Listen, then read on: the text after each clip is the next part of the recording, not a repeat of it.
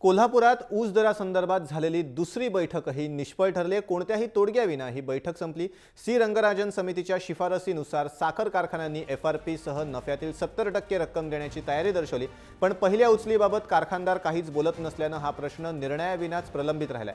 आता कारखानदार, शेतकरी संघटना आणि जिल्हाधिकाऱ्यांच्या अध्यक्षतेखाली समिती नेमण्यात आली असून बुधवारी या समितीची बैठक होणार आहे आणि या बैठकीत ऊस दरासंदर्भात अंतिम निर्णय होण्याची शक्यता आहे।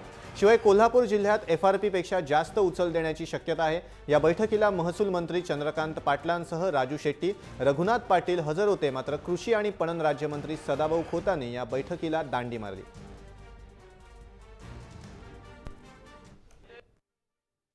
आजच्या बैठकीत तोडगा काही निघालेला नाही आहे। फक्त शेतकऱ्यांचं प्रतिनिधित्व करणाऱ्या वेगवेगळ्या संघटनांनी आपली बाजू मांडली, आपलं म्हणणं मांडलं आणि ज्या साखर कारखान्याकडे वीज निर्मिती होते किंवा डिस्टिलरी किंवा स्पिरिट इथेनॉल होतं, त्यांनी 75% शेतकऱ्याला द्यायचं आणि 25% स्वतःजवळ ठेवायचं।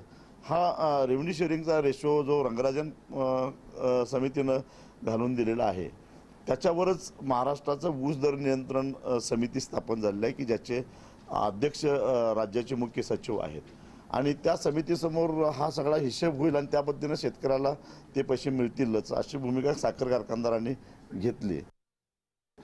आजच्या चर्चेमधलं दोन फलित आहेत। एक तर आजच्या चर्चेमध्ये सगळ्या संघटना, शेतकरी संघटना आल्या, रघुनाथ दादा आले, त्याच्यानंतर सकल आली, भारतीय किसान संघ आणि प्रामुख्याने शिवसेना आली आणि त्यामुळे या सगळ्यांनी एकत्र येऊन आता कारखानदार इथपर्यंत पुढे आलेले आहेत की आम्ही ह्या एफआरपी व्यतिरिक्त 70-30 आणि 75-25 व्हिज्युअलाइज करून काही ना काही प्रमाणात ॲडव्हान्स देतो।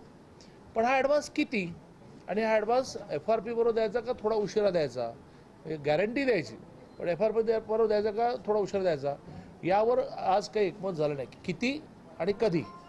आणि त्यामुळे एक छोटी समिती तयार झाली आणि ज्या समितीची बैठक उद्या दुपारी 2 वाजता होईल।